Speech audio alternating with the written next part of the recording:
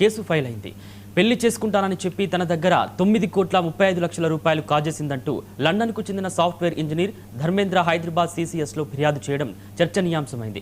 హైదరాబాద్ షేక్పేటకు చెందిన YV Dharmendra software ఉద్యోగం చేస్తూ లండన్లో స్థిరపడ్డాడు. 2018లో భారత్కు వచ్చిన సమయంలో అశురెడ్డి తనకు పరిచయమైందని, అమెరికాలో చదువు పూర్తి చేసి సినిమాల్లో అవకాశాల కోసం హైదరాబాద్కు వచ్చినట్టు చెప్పిందని కంప్లైంట్లో తెలిపాడు.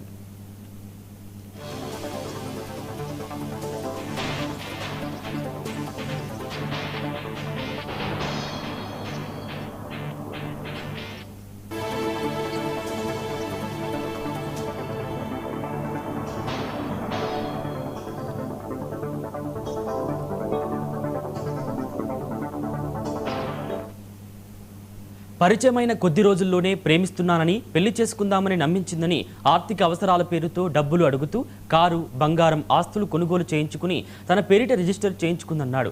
అశురెడ్డి కుటుంబ సభ్యులు పెళ్లి పేరుతో హడావుడి చేసి కొన్నాళ్ల తర్వాత ముఖం చాటేశారని ఫిర్యాదులో పేర్కొన్నాడు. 2025 వరకు తన కుమారుడి నుంచి దాదాపు 9.5 కోట్ల రూపాయలు అశురెడ్డి తీసుకుందని ధర్మేంద్ర తండ్రి కూడా చెబుతున్నారు. 35 కోట్ల విలువ చేసే నగదు, సుమారు 5 కిలోల బంగారం, ఫ్లాట్లు, కార్లు కొనుగోలు చేయించుకుందన్నారు. ఇక ధర్మేంద్ర ఫిర్యాదుపై CCS పోలీసులు దర్యాప్తు చేస్తున్నారు.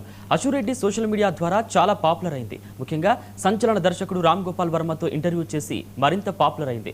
సోషల్ మీడియాలో యాక్టివ్గా ఉంటూ క్రేజీ ఫోటోలతో, వీడియోలతో అభిమానులను ఆకట్టుకుంది. అలాగే బిగ్ బాస్ గేమ్ షోలోనూ పాల్గొంది. కాగా తాజాగా వచ్చిన ఆరోపణలపై అశురెడ్డి ఎలా స్పందిస్తుందో చూడాలి.